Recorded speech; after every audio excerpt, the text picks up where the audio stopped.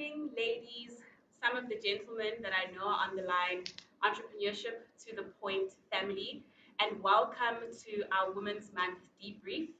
It's so exciting to have you guys back here with us. It's a Thursday night, and those of you who have been part of Entrepreneurship to the Point for some time will know that Thursday nights hold a special, significant place in our hearts because that's really where everything started. We used to have our events every Thursday night over the past 5 or 6 years. Um, and when lockdown happened, everything had to come to a standstill. So I think it's really fitting that our very first semi in person live event is happening on a Thursday night. And it's the conversation that we want to launch with. I think it's an important conversation. It's going to be exciting, and we're so happy that all of you are here to join us this evening. This is my lovely co-host, Mrs. Olwetu Lishamane, who will be co-hosting this evening with me, and we are talking to some incredible women who I'm going to introduce to you shortly. But I just want to provide a little bit of context of why the conversation that we're going to have this evening is important. So another Women's Month has come and gone, and as the fatigue of all the high teas and the glamorous events wears off, we wake up to, as women, our bank accounts look the same, access to markets look the same. If we were having challenges at work with HR or any other policies that we really think it's time to change, everything kind of still looks the same. So where does that leave us? And I think as entrepreneurship to the point, we're not saying that we're against the commemoration or celebration of the strides that were taken in this month by the women who really walked for our emancipation as women, enabled us to really get back our identity. But all we're saying is it really enough? There are many women that we can speak of who have taken strides, even in our current day and time. We can speak of the Puti Mahanyeles, the Mpumi Matisas, the Professor Shirley's, and the Sibam Tunganas, the Always Nishabanis, the influencers and vloggers. I'm losing the name of the girl that I'm looking for, but we can speak about the women who are doing amazing things and we celebrate them and we love that things are ticking over. But again, is it really enough? And is 1 month of fanfare going to make the difference that we need to make? Um, some facts around it. Only 37 of Fortune 500 companies have women CEOs. So that's 7.4% according to CNN. And according to PwC, recent 2009, only 3.1% of JSE listed companies are ran by women CEOs. So as always you mentioned to me earlier on, it's almost like we're good enough as women to spend the money and to take part in the economy in that way, but it's seeming like maybe we're not good enough to be behind the scenes and to be the people running and managing how the economy operates. So today, really, what we want to talk about are some tangible things that the women we are going to be speaking to are doing. Olwetu is with us tonight because she started something incredible. She took it upon herself to say, you know what, talk shop is great, but we need some tangible action. And she started something called the Womenomics. What the Womenomics is an opportunity for us to take actual action, to do something, and to call the people who are in power, people of influence, and opportunity holders to account in order to manage to do what we need to do. Are we taking a pause? Okay. So I'm going to introduce our speakers to you shortly. If we could just take a technical pause for a minute.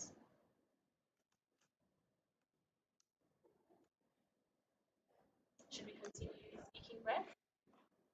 Okay. I think we can just give it a second to wrap that up.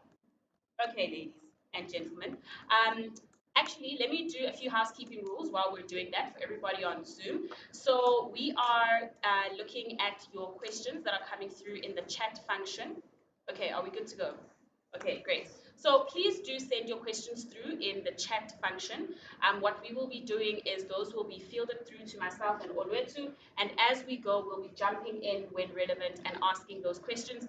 Today is as much about telling the stories of the women on the panel, but it's also really important that we get engagement from you as well so that we can make this as productive of a session as possible. So I'm going to introduce the panel to you. I'm going to start with Mrs. Olwetu Lishabane. Why do I keep doing that? I think this is fine too. I mean, is Miss okay? I mean, it's enough that I took on a surname, right? You know? Okay, Miss the beautiful Olwetu Lishabane, guys. If you're on Instagram, you know who she is, but actually these days, even if you just have a TV set, you know who she is because she has done such incredible work, and it's so amazing to actually see that the work that she's done on social media, which is something that I guess 5 years ago we would have undermined as, oh, a pretty face on social media. No, she's on TV, on the news, ENCA, talking about real things that she has done and how she has used her influence and the women that follow her to make tangible changes. So she is a mom, a doula, a woman empowerment advocate, and a TV personality. She was also Mrs. South African First Princess in 2016. And most importantly, she's the founder, for tonight anyway, she's the founder of the Womenomics. So this evening, she will be co-hosting with me and she will be taking the ladies through the conversation. Next, we will also be talking to Ms. Shirley Zinn. So Ms. Shirley Zinn is a coach, mentor, entrepreneur, and a marathon runner, as well as the author of an incredible book called Swimming Upstream. If you guys need a little bit of motivation, inspiration, I'm going to let her tell her own story and I'm not going to give it away, but definitely something to pick up and read. I think started from the bottom, now we here, takes on the most beautiful feminine texture in that book. And I would certainly recommend for you guys to check it out. So Ms. Shirley Zinn will also be joining us on the panel. And lastly, we will be joined by Ms. Siba Mtongana. If you cook, you will know all about her. And even if you don't, again, another woman, she's got that Vava Voom. And again, another woman who has transcended what her industry or you know the box that people perhaps would have tried to put her in. She cooks, yes, women were supposed to cook, but she built an entire empire out of it. She didn't just cook, she took it to the next level, and she's a household name, not only in South Africa, but globally. So she's a food scientist, she's a celebrity chef, and she is our favorite Stevelicious cook. So that is the panel for tonight, ladies and gentlemen. And I think what is important to note is the diverse panel of ladies that we have today. We have Ms. Shirley, who has been in the corporate space for a long time and really understands the nitty gritties of bureaucracy and policy and things like that. And then we have Siba and Olwetu, who understands almost the new kind of CEO, right? Making use of the things that we could have looked at before as typical or as standard for women and really building entire empires out of them. So that's enough from me. I'm going to hand over to Olwetu. And as I said, please do send through the questions as we go in the chat section. As we go along, I'll be fielding them through and creating that engagement for us. Over to you. Thank you. Thank you. Whew, what an intro. Thank you so much. We have such powerful women on the panel today and the discussions we're going to have. It'll be so amazing in prep for this particular conversation. I feel like that conversation should have been recorded and like shared. Yeah. That was like, wow. But when you look around the world, women perform two-thirds of the world's work. We perform two-thirds of the work, but 10% of the income is what we earn. And when we looked at the situation during lockdown, before founding the Womenomics, which was founded during lockdown, when we founded the Womenomics, we looked at the things that women are doing: cooking, cleaning, caring for the family, while still balancing the careers, which I've coined as the 4 Cs. In so saying, what is corporate South Africa doing to empower, to grow skills amongst women, to hire more women into C-suite positions, to fund women-owned businesses and ventures, to acquire skills from women? What is being done in these spaces? So just to give a bit of context about what the Womenomics is, the Womenomics is a movement that calls on South Africans, especially corporates, to make a concerted effort in the upliftment of women and women's economic participation and economic emancipation. So we want to be able to lobby corporates to give women tools to be able to manage and improve their financial positions. We already know how much women contribute to the economy. We know how many businesses women have, whether they're formal or informal. We know that almost 52% of this economy is comprises of women, or rather 52% of the population in South Africa is women. We know that 32.4% of our women in South Africa are unemployed. We know that 20.7% of directors on the JSE are women. 30% is the gender pay gap in this country. 11.8% chairperson positions held by women on the JSE. 3.31% companies on the JSE with female CEOs. These numbers are not acceptable. In South Africa, the percentage of CEOs who are women is lower than the global average. According to the Business Women's Association of South Africa annual census, which was last conducted in 2017, South Africa produces more female graduates than male graduates. So what is holding us back? Is it the strong desire to succeed that is holding us back, and the man-made barriers that are holding us back? It is the organizational and societal factors that limit our abilities as women that are holding us back at this point. This is what we need to break through. This is why we are calling on corporate South Africa to say, make the concerted effort, open up and keep the doors open for women in this country. Beyond Women's Month, we really need to also take a look at and introspect beyond just one day, 1 month. What does it mean to have economic emancipation as women? We need to have real and tangible steps towards it. We need to make a concerted effort and have a collection of expertise to get going and to move in one direction of this emancipation. So once again, South Africa produces more female graduates than male graduates. Where are we? What is swallowing us up as women? How can we stockpile ourselves? And in preparation, I remember saying, my mother-in-law is on so many stockpiles. She's, I'm pretty sure at this point, on 5 or 6 stockpiles at one time, and she manages many of them too. She never has issues with getting the money in and organizing who's on these stockpiles and identifying the key people within the stockpiles, of which I'm part of 2 of them. And when we look at ourselves and how we gather skills amongst ourselves as women, I'm not saying modernized because stockpiles are still pretty modern, right? They're still pretty relevant. But how do we take the mentality of a stockpile and collecting expertise amongst each other as lawyers, as doctors, as HR practitioners, as people? We clearly have much more graduates amongst us as women than there are the men.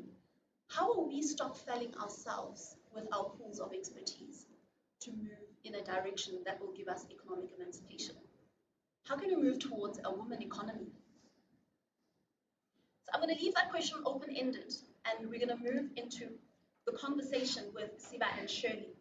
We're going to have a very real and meaningful conversation, of which I hope everybody on this call or everybody on this stream is taking notes, because a lot of gems will be dropped. So I think we're going to start with Siba, right? We're going to go into the conversation with Siba. The intro of Siba has already been given. I mean, this is the lady with the Vava Wu. My husband Brian's wife. And I mean, it's exciting to have to break down the conversation of a woman that's broken through barriers and managed to remove this the female portion out of chef. She's managed to remove this woman who cooks, but a person who cooks and has created a business, has created a brand, is internationally known out of her skill and out of something that her parents thought, why? why you want to take up for a living. So when preparing for this particular conversation, I came across a journal written by Vicky A. Swinbank, which is called The Sexual Politics of Cooking, a feminist analysis of culinary hierarchy in Western culture. The intro to the journal reads as follows. It is often assumed that culinary influence has been top-down. That is, that haute cuisine and professional cooking by male chefs has influenced popular cooking, especially once literature becomes commonplace, and particularly with the publication of cookery books directed at the middle-class housewife. Whilst it is certainly true that professional cooking has influenced domestic cooking as a trickle-down effect, there is an area of serious neglect or oversight, namely the denial or ignoring of the culinary influence in the other direction. That is the influence of female domestic cooking in the haute cuisine.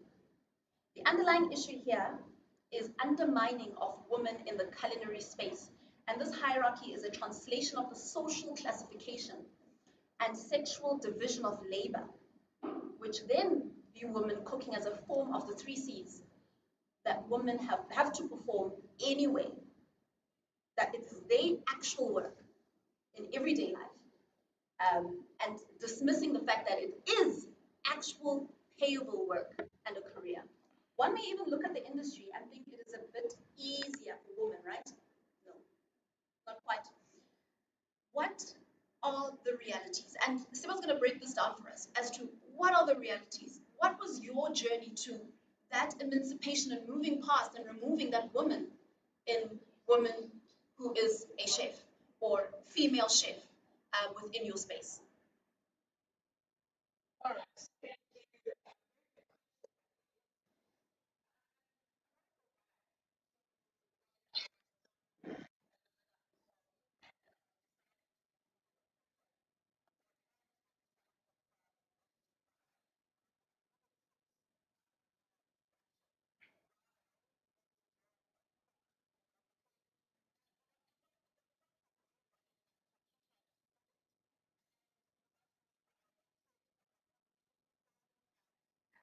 The one big foodies in the country at the time, there was none. It was Mom Dora, and even she was not on television at the time. So there was nobody to model from when I went to food as a career. So there was nobody that they could look at who is of color, and then they could say, okay, my daughter, my son, or my whoever of color can also be like so and so. Lucky for youngsters, they've got me and many others who have come up in the food space that they can model in the time in which we're in.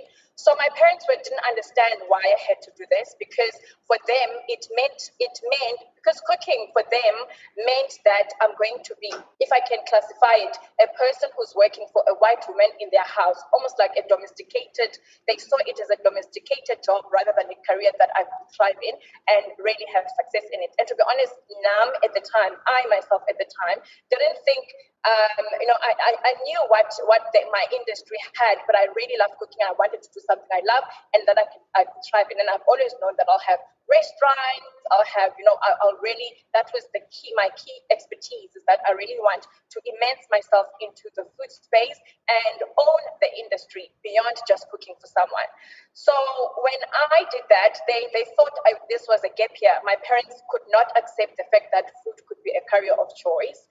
And I have a degree in food and consumer sciences, where I majored in food science and in nutrition. So I did that for 4 years. And I remember when we did the course,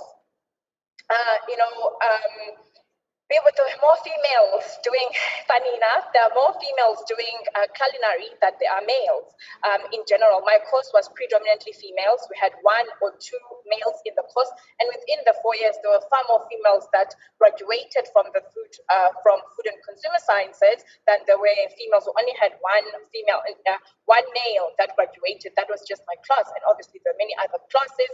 There was food technology. There was many other food-related courses as well, and it was a similar thing. meaning the more female academia than there is male, at least in the time in which I was studying.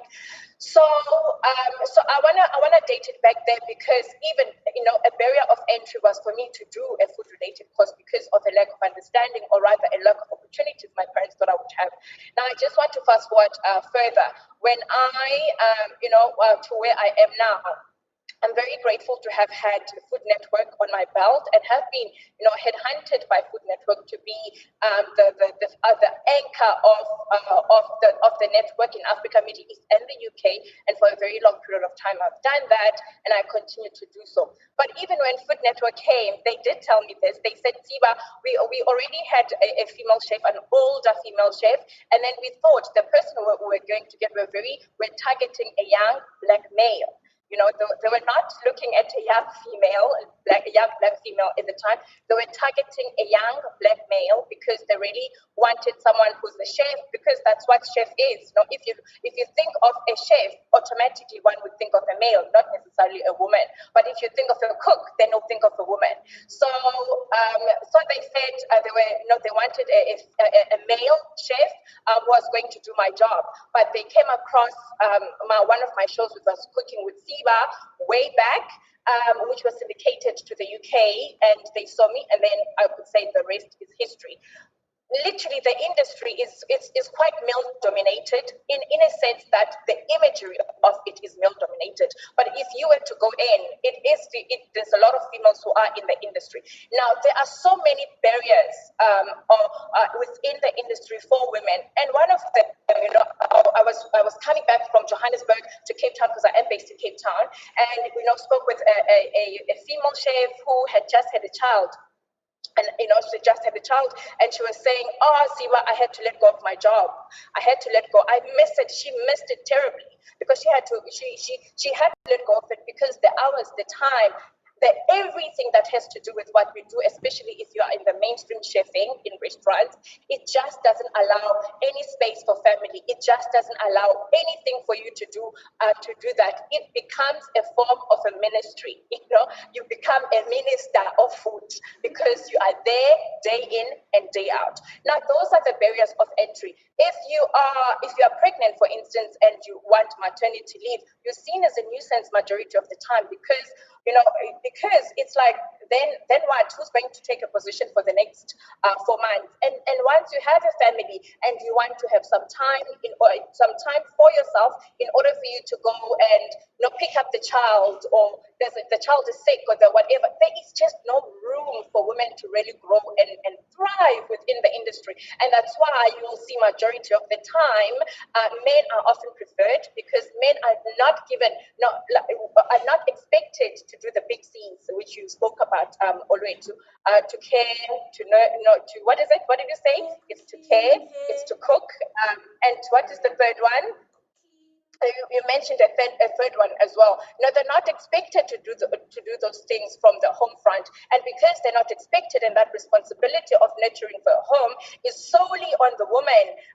At least in some parts of the world, and we definitely are part of the world that still bears the shoulders of caring for children and growing the home and nurturing still on the woman. Even though we are equal in terms of working, it's not as if we are housewives. And to be honest, I would love to be a housewife because it will give me some time to spend time with my kids, etc. But I do love work, and I'm very ambitious, and I love having my own career, paying for my own things, and doing things that I want and contributing to the family financially. I really love it. It drives me, and I want to buy my own stuff. That's me, and I've always been like that. I think I'll continue to be like that. My husband understands it. So it almost doesn't leave a room for people who still want to have a family, but also thrive within that, because the barriers are just so hectic. Now, I just want to move from that and then speak from an international perspective.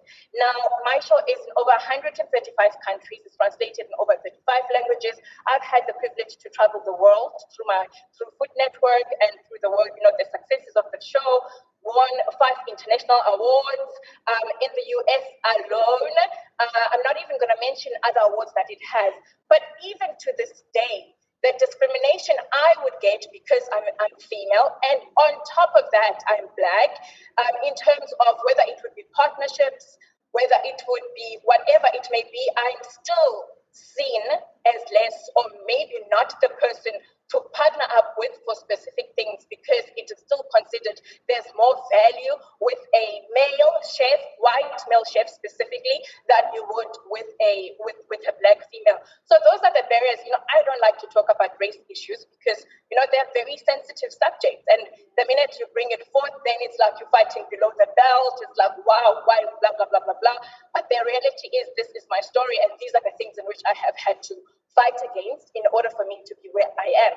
Now, we cannot run away from that. There is really like almost what I call implicit bias on many instances where you are overlooked simply because you don't fit the criteria of, or the industry hasn't opened up. Corporate South Africa has not opened themselves up enough to allow a woman coming in. Even simple things, for instance, I'll get an inquiry, and it's like, Siba, you have to do a CEO, like we're doing a training, or not even a training, what do you call it? A breakaway for CEOs, and they just want to do something that will, bond them together, that will be fun, etc. Can you do this? But the people doing the bookings, they're always skeptical if whether will I be able, to give command and to be able to handle the males in the room. Whereas they'll never say that to a female thing. They'll ask me million gazillion questions like, have you ever done this before? I'm thinking, Aibo. You're come to a person and you don't know their profile, because if you've seen my work, you would know that I'm very much capable and beyond capable. I've done these things not only locally, I've done them internationally, and I've won awards on that. So it's very belittling when a person says that. And when I fight back and say, okay, when I fight back and I say that, then I'm seen as very aggressive. Now, this is the thing which I constantly have to fight with, that why is it when I'm in the boardroom, I'm expected to smile and be happy and be, whatever. Whereas if it's business, it's business. And if we are negotiating a contract, that's what it is, So you find that there's a lot of discrepancies, and there's a lot of discrimination, biases, and a lot of things that at the end of the day affect the economy, the financial economy that I, as an entrepreneur, could have made, because I'm not given the opportunity, simply because not that I don't fit the bill from an expertise perspective. I mean, if you check at my scope, if you check degree, that's a tick. If you check world renowned, that's a tick. If you check expertise, that's a tick. If you check this, that's a tick. Then why then is there no opportunities to do meaningful businesses with some companies, because I'm a female chef? So those are the things in which I have had to navigate against. Those are the things of which I have had to really challenge with some people. For instance, if a person says, oh no, we can't work with you, blah, blah, blah, then I'll just ask, may I just have a reasoning for that? I have that. But at the same time, I'm not naturally an aggressive person. I've had to be because of what the industry that I have come against. If I could just jump in there quickly.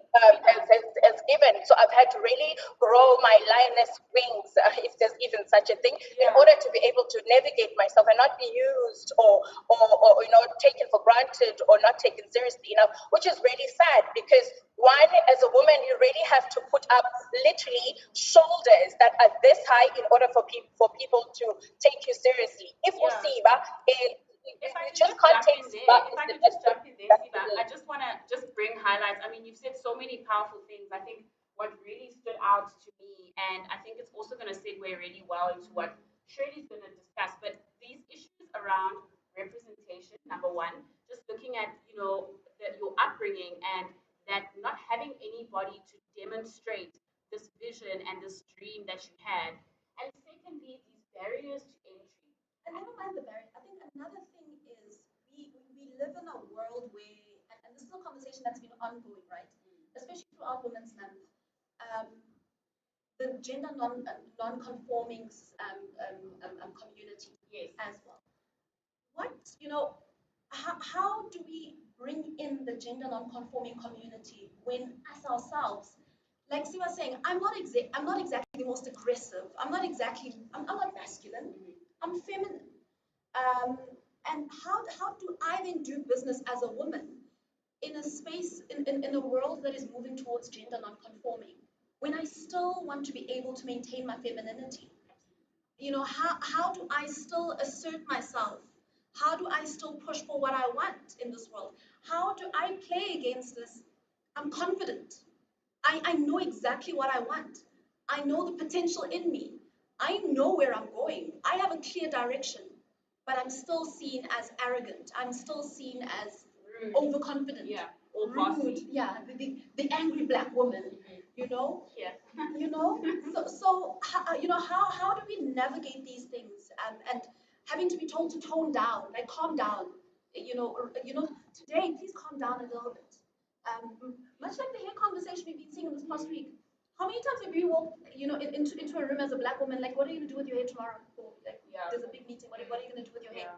Well, the comments, even, I think some of the conversation around that was, the commentary was, oh, you're exaggerating, oh, they've apologized. They've apologized, calm down. But it's the microaggression around it, right? Exactly. And it's the nuances about what it really means in terms of this almost stripping of our autonomy and everybody feeling like they can dictate how we should behave and be courteous, etc. And what has that done for your psyche, Siba? I think the question really is, how do you navigate that? And what has that done for your psyche in business, your psyche as a chef, and your psyche in moving and making your achievements known, whilst at the same time having to apologize?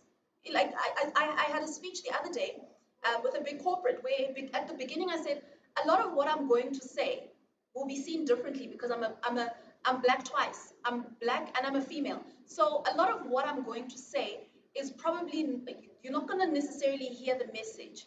You're going to hear who it comes from, and you're going to hear the anger. So I have to apologize upfront. Sorry, but. I think, it's the reality. We women in general have to, I own my business. I don't have, I work hard, and it's where it is because, I have put in the time, I've put in the effort, I've had sleepless nights, etc. It is a natural progression for women to be strong in business because, unfortunately, if you are not strong, that then comes with consequences where you can't be taken seriously. And I saw this while I was working in corporate that, I am, just like you have said, I'm naturally a soft-hearted person, and that's who I am, and it won't change. But there are times where you have to put on a cap and say, all right, now this is what we're dealing with, and a person needs to understand that when we are in business, that this is that. Now, what we did is that we found, for instance, because I don't belong to an agency, I have created my own agency by creating a team around me. So if there's any inquiry that comes from Siba, whether it's from South Africa or overseas or anyway, it comes to my team directly. So what we did in order to help people who, for instance, listen, let me make a clear example. So we've done a job and we've been paid the deposit, but we haven't been paid the rest of the money for a period of time. And under norm, I would usually just, because I was a freelancer first and then grew into business, I would then chase the money myself. And then people felt offended when I was chasing money because it's like, I know you do it nicely at first, and then it's like, hey, well, it's 3 months later and you haven't been paid and you're being told about and you're being told about that. So what I did with my team is that I now have a person who deals with finances, because it then means that I don't have to be aggro when it comes to finances with my clients. My team can be aggro with them because we're a small business. If you're not paid a specific amount for a lengthy period of time, it then affects the flow of our finances, and we're unable to meet some things, etc. So we put a structure in place that protects me as Siba the person, that also protects me as Siba the brand, so that maybe people don't experience the stronger side of me if they felt offended of that. So my team, even though they report to me, so in essence it's me who's saying it through them, even if my team then says that, but people find it better. So when there is structure within the business, where there's a person who deals with finances, and I let the financial team deal with, people haven't paid us on time or anything like that, or, I've got structure in my business where if we've got, a thing with a specific client, obviously these are negative. These are negatives, not always negative. Actually, majority of the time, it's not negative. Our dealings with our clients. So there's one or two where it is negative, but we've got a person who's a client liaison who will then be able to deal with that person. So it then doesn't put me in a position where I have to be the one speaking directly with client and all of that. And to be honest, we did that purely because people just can't handle it when Usiba becomes firm. Not that there's anything to that, but the minute Siba becomes firm and say, guys, this is not right, this is unfair, people took offense to that, so we created structures. So that's how I have navigated around it with my team. And also there's other things, for instance, that we've built on, making sure the client pays us before we do a job, etc., which then protects us from having to go to the lengths of them not paying us once we've done. So it's a natural progression. So I would say it is good for women to grow that strength in them to be able to be seen, because unfortunately that's where the world is. But it doesn't mean you have to now take that character and bring it home, bring it to your friends, bring it to everybody, and be that person forever. It's just a hat you put on for a specific time, and that's what I do. I want to just bring in a question. I think you answered it in what you said, and what I liked about that is it's so beautiful to listen to somebody who we usually see on our TV, and I think Be so real about it. be so real. And I think these are issues that all entrepreneurs, especially if you're a woman, have to face, right? The brand from just getting the job done. And it's great. I think absolutely, and I think it's great that the women are really experiencing the realities. So the question was just around what are the practical tips for retaining your femininity while being assertive?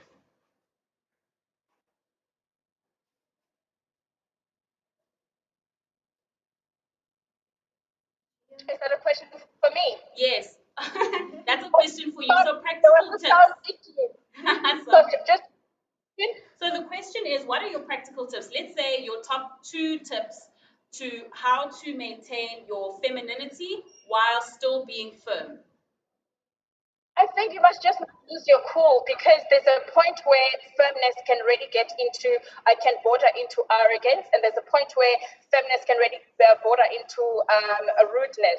So you just need to be firm enough to say that you don't like, make your yeses yes and your no's no. We had an incident the other day where, for instance, one client was asking us to do something, and under norm it will take us 3 weeks to do it, and they asked us last minute, and we rolled over backwards to do it because we do, that's what we do as a company. But then we say next time we will not be able to do this. In actual fact, we're going to charge you an extra amount for this, because it meant that our entire staff had to focus on this, etc. So there are ways in which you can say things in a firm manner without being rude, cocky, and just and unpalatable. But at the same time, as you have said, often if a person doesn't expect you to be firm, then they might consider that as being rude, even if you're just so nice, even if you're just so great about it, amicable about it, etc. So it also depends. I also have come to a point where I'm not responsible for other people's emotions.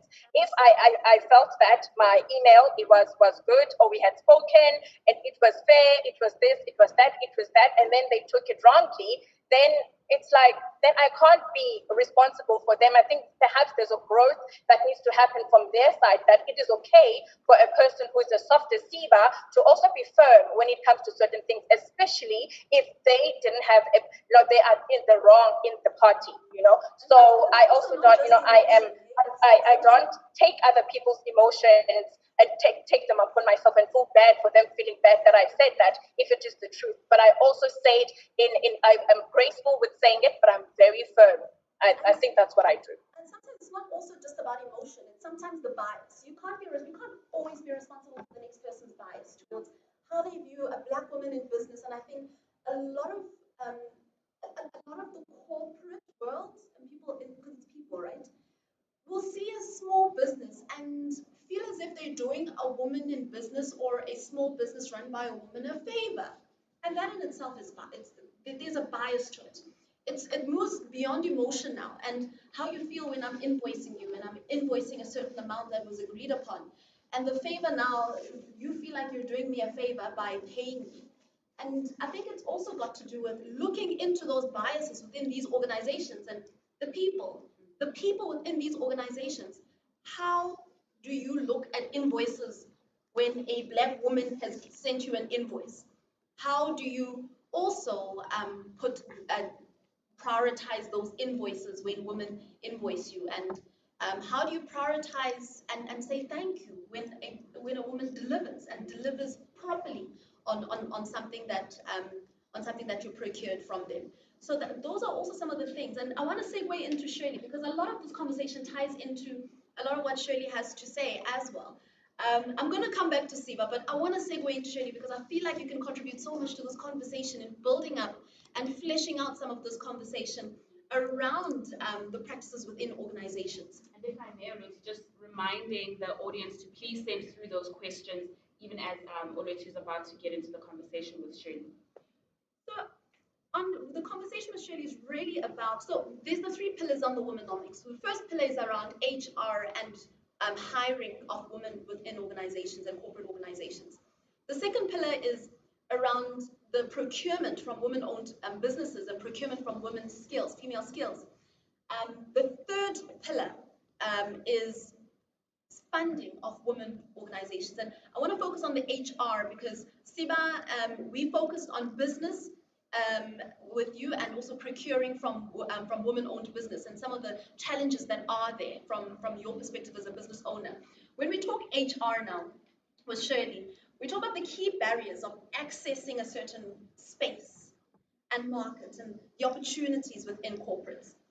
The support structures from a legislative perspective, inside organizations. So women make the world go round, right? We know this. Despite us juggling all these things and everything that we've juggled throughout this lockdown, guys, we still managed to keep our careers on point. We were still beating those deadlines. We were killing it throughout this lockdown. We birth babies, we raise babies, we provide financial stability, we provide home-cooked meals, we keep the husbands alive, we still exercise. We find the time to do all these things and still maintain our sanity to a certain point, I guess. And then there's the occasional trying to relax and trying to chill out. But we're still treated so much lesser than. It feels as if the more we put on, the more we take on, the less we are valued. And I think beyond Women's Month, it's time for us to take our power back. We've heard all the messaging from these organizations and these corporates and all the beautiful marketing that was put out during August Women's Month. And we kind of get the gist that they get it, right? Like men get it. But it's the action points now. How do we hold them accountable? How do we hold what they say and what they do? How do we make them match and meet each other? We need to also have a discussion about the status quo. One of the key areas of the Womenomics, like I've said, is on HR and policies. A company's human resource department plays a pivotal role in the succession planning and the progress women make within organizations.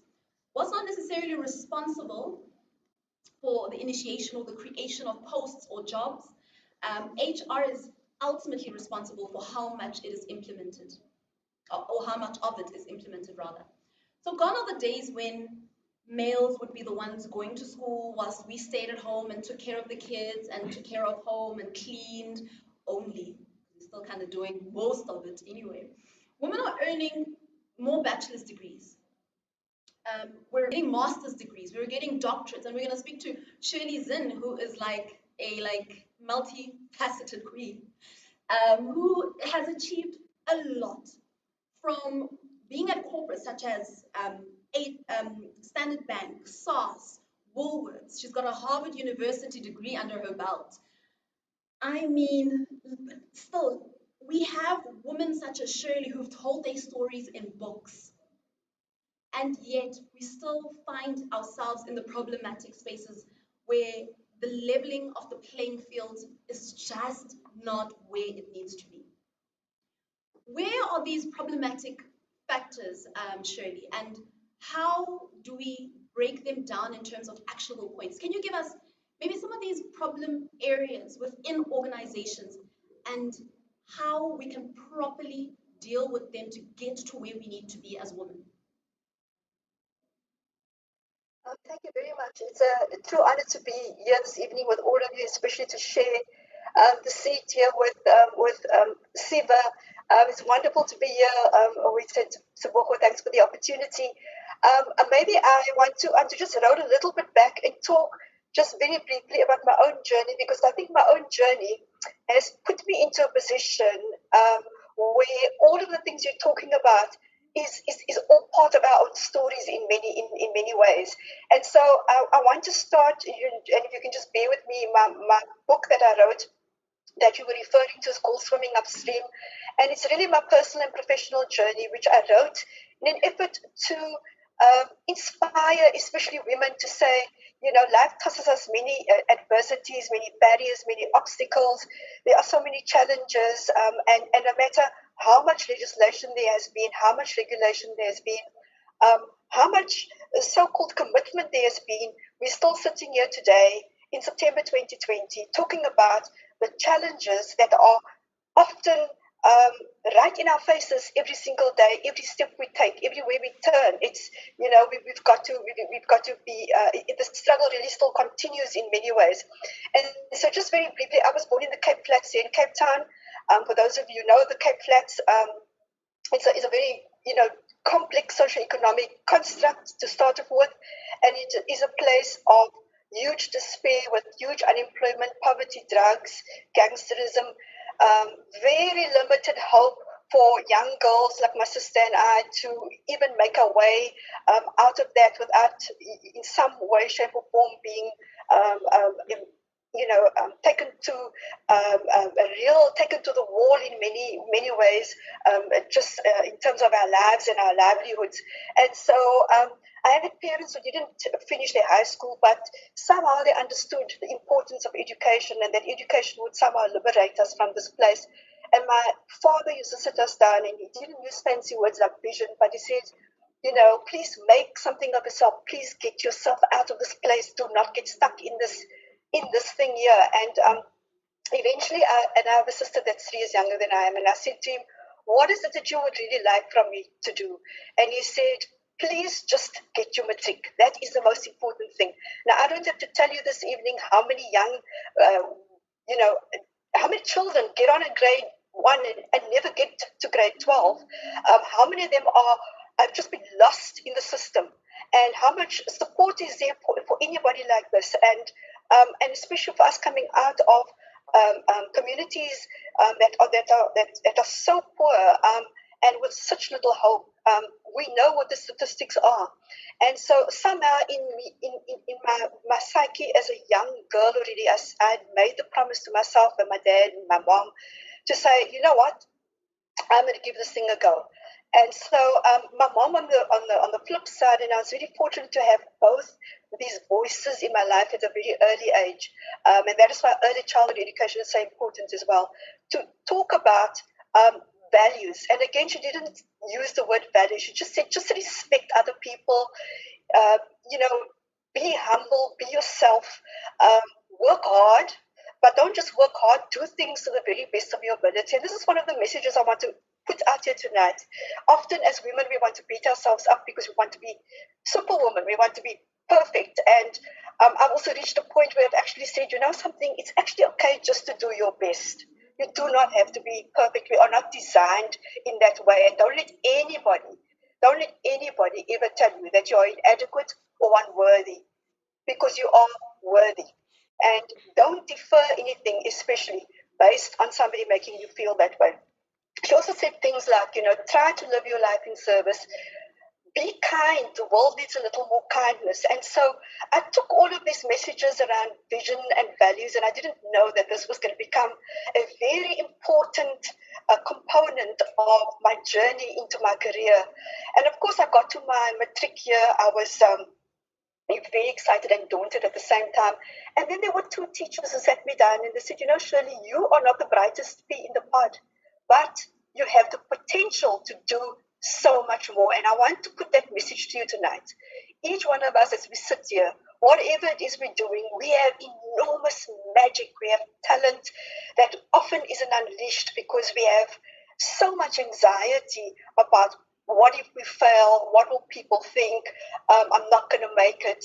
And so I'm so grateful. I have deep gratitude to parents, to teachers who planted those seeds. And you know what? It took 5 minutes for those teachers to say this thing to me, and it changed my life forever. And each one of us can take another young woman and just have a conversation that will inspire and uplift them and move them forward. And that is why conversations like tonight are so important, especially as we reflect on Women's Month that has gone by and all the other Women's Months that have gone by. We celebrate women despite all the challenges that you have to face in life. They still succeeded. But we also need to reflect on all the flaws and the challenges that we still continue to face. Um, anyway, I will fast forward quickly. I got into University of Western Cape. I did my first degree. I did a higher diploma in education with a government bursary. And I went to teach. My first job, I was the English teacher in a high school in Cape Town here in Lansdowne. And of course, I decided, well, you can do one degree, you can do another. Now, I'm not advocating that that's everybody's life. It's not everybody's life.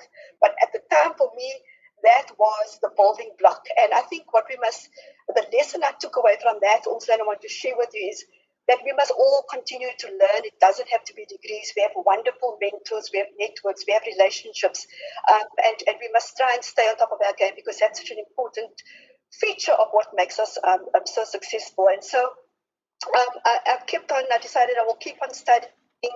I went on and I did a master's degree, and then I met Kevin. And again, to the men in our lives who have really and truly supported us, I want to say also a deep note of thanks because often we will this conversation can polarize us, and we have to be very careful because as men and women together, I believe we need to create a better world for our children and their children. So it's very important to join up with men who believe in gender equality, who believe that women need to be included in the economic activity of the mainstream economic activity, and that sponsor us and support us to actually get there.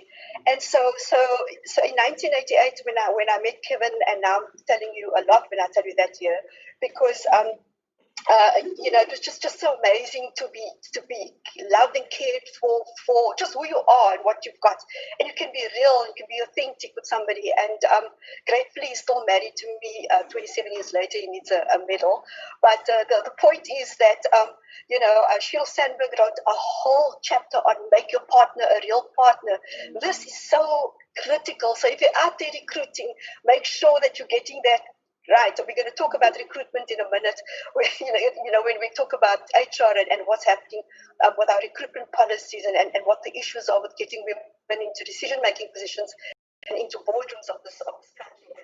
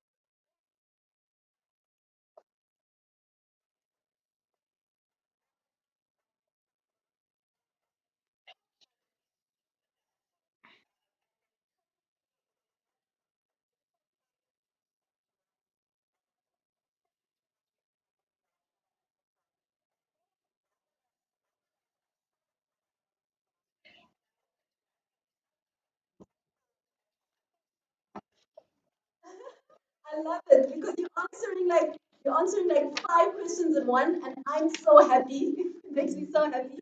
We've literally answered five questions in one. But I want us to get into, and Sima will also segue off of this. You'll answer it, Shirley, but Sima will answer it in her own way. So we know that in areas such as property, IT, agriculture, and in some of the areas that were overlooked, such as cooking, cleaning, beauty, entertainment, media, right? New media spaces. A lot of women are rising in these spaces. A lot of women are taking up space and ownership in these spaces. But in order to keep the numbers rising and to maintain those numbers and to get women to leadership roles in those positions, how do we create how do we create company cultures that are suitable? You spoke about sponsorship just now, Shirley. Women need sponsorship. How do we ensure that their sponsorship is safe and cushioned? One of the missions of the Womenomics is to lobby for corporates to take in these women, to incubate these women, to fund women, to take on and procure from these women-owned businesses. But what we also need is sponsorship within these organizations and upskilling of these women. How do we do so and create safe spaces whilst doing so? Shirley, you answer. Siba, you also answer this.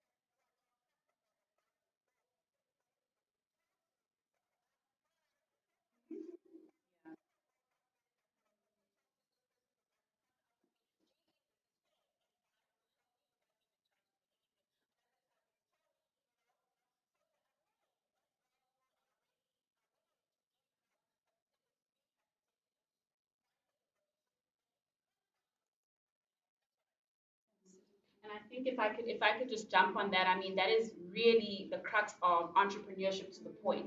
That's what we're trying to do because access to information and access to that business acumen, because I think that's what Siba is alluding to, and that network of the dinner table conversation. We often speak about how, as Black people, and you can just imagine then as women, it's not something that we have the privilege of having. And so, I mean, ladies, I would like to encourage you even now in the chat. Drop what you do. If you have a link to your business, put it in the chat. Tell us what you do. You never know who is on this call with you, and immediately we can get something going and get some connections happening. Yeah. Shirley, over to you.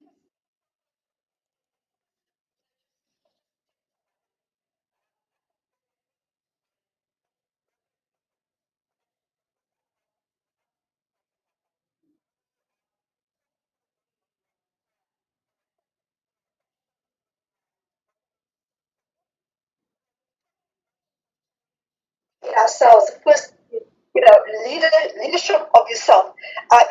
You believe in yourself. You have confidence in yourself. You know that you've prepared, you've done your homework, you've done your research, you've done your business plan, and you're ready to go out there. And you're not going to fall over when the first person tells you, "No, sorry, we can't do this." You're going to find out what the reason was, and you're going to keep on going. And as Siba also correctly pointed out, um, you are going to reach out and get help and because you cannot walk this journey on your own. You need to, and one of the things I've learned in my life, and I'm really trying to live my life with purpose and meaning, especially after everything that has happened to me. So for me, my purpose is uh, I love to see human beings grow and thrive to their full potential. And I love to see, especially disadvantaged people, fly. And so I have tried everything possible to make sure that um, find a way with the anchors within myself, whether it be emotional, physical, intellectual, social capital, which is also becoming more and more important. Our ability to build good relationships that are nurturing and truly caring. You don't just want to be in a network because somebody is going to know somebody that's going to help you. You want to be in a network of people that truly care about your future and supporting you and creating a safe space for you and opening a door for you as well. So we need to be deliberate in becoming the agents of change and leading from where we are. Sometimes we think, we're just this little person out here, and it's I can't ask, I can't reach out to Shirley or to Siba or to where to or whatever. We need to mobilize ourselves and tell ourselves that we are worthy and we can actually do this. And we need to surround ourselves with people who will uplift and inspire us and move us forward. Often we find ourselves with inherited people. We inherit family, we inherit friends, we inherit colleagues, and you've got to work with those people. So you still got to find the relational aspects to make those relationships sometimes quite toxic. Sometimes you've got to make those things still be productive. But you can deliberately surround yourself with people who uplift and inspire you. Even if it's one or two people you go to, you don't have to say, well, I'm going to sign up for a formal coaching session once a month. I'm going to do my 1 hour and it doesn't work like this. You've got to be in the moment. You've got to see the opportunity. If you want to sign board, you need a number that you can call. And that is what we are talking about, because I think this little incremental steps are fine, but sometimes we need something that ignites us and drives that energy and gets us to say, you know, we are in a moment here now and we have fantastic opportunity and we must be able to pursue that. And so I just want to encourage all of you to make sure that you are spending time with people who uplift you, because the time, your time, one of the things I've learned in life as well is that we've got to spend our time wisely. Time is not indefinite, it's not infinite. So we also defer things because we're anxious and we have a lot of fears and anxieties about failure. And yes, it's fine to have a little bit of stress about this and that, but you can't be overwhelmed by that And you need to, and this is why reaching out and coming to a network like this is a thing that is going to drive you forward and make you more determined and build your confidence. And even if you fail, you can get up and you can move on, because you learn from your failures, and you don't go down because somebody's knocked you down. It's like me when they said, "Oh well, and I just want to tell you a small story, because I think it was the Boko quickly that was reminding me of that on the call the other day, saying to me, I bought my first house, and I didn't have really any money to buy it, but I needed to have my own space. And so I decided I'm going to take this risk and do it, my first job. And within a few months after buying the house, I discovered that because I was so outspoken and because I was connecting the dots between the apartheid regime of the day, being a woman, living in the socioeconomic circumstances that I was, and I'm educated. I have a voice. I almost lost my house because of that. So I want to say to you, before you carry on with the story, I want to tie that story into the last question I want to ask you, because it's a very important question that ties into that story.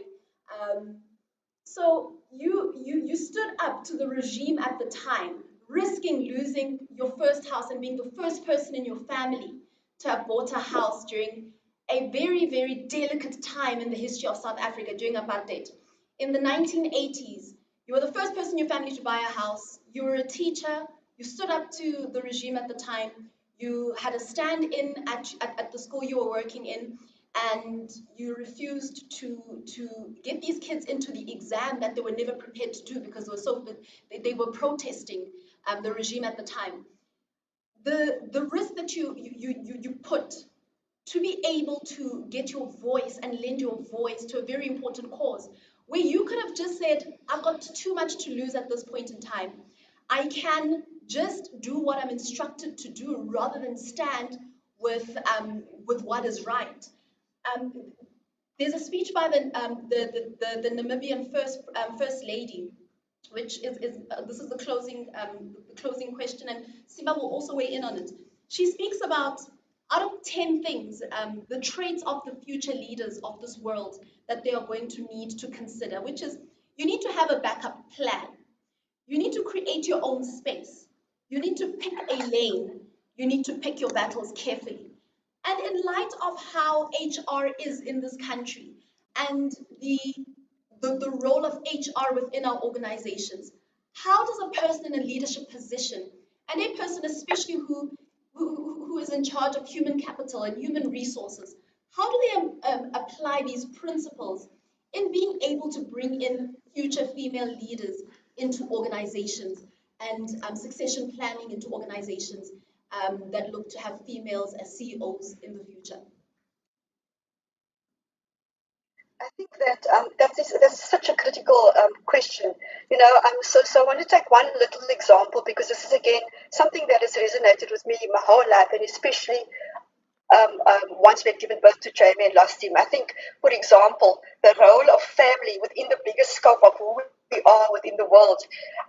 How do we create family-friendly organizations, and how do we move towards this together as men and women? And being in decision-making positions, being on the executive committee, being on the board is something that very few women get to. We heard what the statistics are, and I think it is our responsibility to make sure that when we get there, that we cannot be the only one woman that is in the room with men, because the statistics will show you that it takes more than one woman to actually sway the culture, change the narrative. And so we need to make sure that every single opportunity we get to recruit, we are making sure that we are creating a space for another woman to come in, and we have to raise our voices. We have to get people to understand that it's not just diversity of if it's black or white or men or women or LGBTQI, whatever the thing is. It's a diversity of thinking, of ideas, of shifting, of shaping and influencing. That is what we need. And once we have achieved that, we will be able to move the needle, I think, to be more effective in our efforts to change not only the numbers that we, take us hundreds of years at this current pace to shift those numbers, but if all of us who are already there can say, how do we open the door? How do we create more procurement for Siva's business and more opportunities for businesses like this to access funds? How do we speak to banks? How do we mobilize ourselves around this? And I think that each one of us has an opportunity to do this right from where we are. And I can tell you, I certainly do this. Every single opportunity I get wherever I find myself is to say, this is the way we need to do this. These are the policy changes. This is the implementation. This is how we're going to measure our impact, because otherwise it will never get done. I would say, you're spot on. Shirley spoke like somebody who's been in corporate for a very long time. Thank you for that. Shirley, one of the things that one really struggles with is that if you are in a, how do I say it, in a position, for instance, where you don't have the opportunity that is, how can I say it? If you are in a position where corporate is not giving the opportunity, the biggest thing is that it's within corporate to include and have diversity. When you said thinking, I said yes, simply because it is not just being there because I'm Black. It is not just being there because I'm a person of color. It is not just being there because of anything in terms of diversity, but it is the thinking capacity. It is knowing that if you say this to people of color, this is what it means, and therefore it will mean that. So, there's a whole lot more that needs to be done. It's not a matter of just ticking a box and saying, oh yes, we've got Usiba and she's Black and that should be sufficient. No, I have had to refuse many jobs, in fact, in my younger days, because I didn't want to just tick the BEE tick to say that, okay, now, we have this number. I wanted to make sure that I'm going to make decisions. I'm going to be a thinker and I'm going to contribute positively. So those are the things that really need to be shifted within that. And you've nailed it in the head when you say we have to be deliberate. For instance, in my organization, I've made it a point that my second in charge in the kitchen is a Black woman.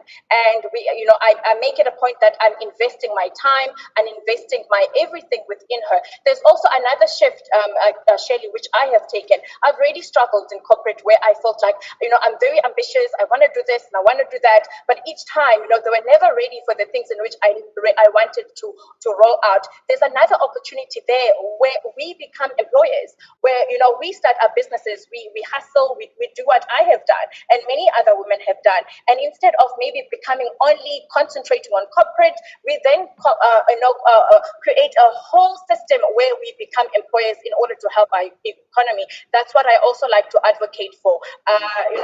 Not just being in corporate, but starting a structure that will lead into becoming this fluid corporate, if I may call it that. So you've nailed it in the head. We need to be part of that, because we are bringing intellectual property. We are thinkers. We are decision makers. We are this, and not just ticking the box. So there's a lot of cultural shifts, and that will come with being inclusive and including people of all these different sectors in society that are often neglected. Yes. Wonderful. I think if I could show everybody the notes that I have been feverishly making, so that we can put this together on some kind of a communication and get it out to everybody that is on this call. Wow. I think that was the best way for us to end this, because it really is about the changes in the mind. It is about intentionality, not just within the corporates and within the decision makers, within us as women, within us as the people who want to go and get what we deserve, we've got to decide and we've got to go and do it. And as we get into doors and as we get into the rooms, leave the door open. Absolutely. I'm gonna run through before we wrap up a few points that really stood out for me. Ladies, please, if you are taking notes, take them. But we're going to make these points available to you as well. And share your information in the chat. Tell us what you do before we log off, so that everybody can see and so that you can connect. The first one: the people in your life are important. Both Siba and Shirley spoke about both the pros and cons, whether it's your family not understanding and leaving, whether it is them understanding and leaving, or whether it is your spouse or your partner being that real partner, like what Shirley mentioned. Make sure that you're surrounding yourself with the right people. When it comes to strength versus femininity, you are not responsible for other people's emotions. Can somebody tweet that? You're not responsible for other people's emotions. Yes, be kind. Yes, you can never go wrong if you are kind, but don't be responsible for somebody else's emotions. When it comes to policy, Shirley mentioned the spirit of policy and the implementation. But I think as much as there isn't a direct control that we might be able to have on that. But what she then said, that it's the power of numbers. It's the power of making sure that when you are in a room, you are not the only woman in the room. Bring somebody in with you so that when you are making those strides towards the policy changes that needs to happen, your voice is stronger and you can make a more impactful change. Siba spoke about knowledge and about how people just don't have access to information. So, ladies, if you're on this call, make sure that after this you share the link to the YouTube page. Make sure that you empower somebody else who is in your circle to get these gems of wisdom, because sometimes it really just is a lack of knowing. There's a quote, a biblical verse that says, "People perish from a lack of knowledge," right? And those of you who are, who read the Bible will understand that. But really, I think it lends itself to everything. If you know better, you do better. Oprah. So I made up the quotes there. And I think lastly, be deliberate. Be intentional, be deliberate. Don't go and clock into your 9 to 5 and clock out because that's what you have to do. Yes, we spoke today about some of the emotional challenges as well, and being kind to ourselves, understanding that as women we do carry a lot. Things have not changed the way that we want them to, but still switch on. Put on that hat of a go-getter, of securing the bag, and of doing what you need to do to make sure that you're going to leave a legacy for yourself and for all of the beautiful queens that are coming up behind us. And Can I add one? Yes, please. If you need help, get help. I think that's one that we often overlook. If we need help, we need to get help. Ask people for help. Reach out. Siba mentioned this. She's the first entrepreneur in her family, and when she needed help, she asks. She goes, she literally was busy hustling Shirley for her details. She's like, I need your details, pre the call. Now. Like now. And that's the kind of energy that we need to employ as well as women. That go for it energy. We need to bring that into everything that we do unapologetically. So I think let's leave the audience with some actionables. The first thing that you ladies can do, please do go to ETTP and subscribe to our newsletter. We have a plan to have a series of these kinds of conversations. I think today was kind of a context view and really unpacking all of those things that are on our hearts, but we really want to start diving down into some more specific areas and really just focusing on certain areas. So please go to ettp.co.za, subscribe to the newsletter. Second action is the Womanomics. Go into thewomanomics.com and subscribe there as well. Well, yeah, I mean, I'm not going to be too pushy about this. The reason why is we found that during Women's Month, right? We know that the corporates know what they need to do.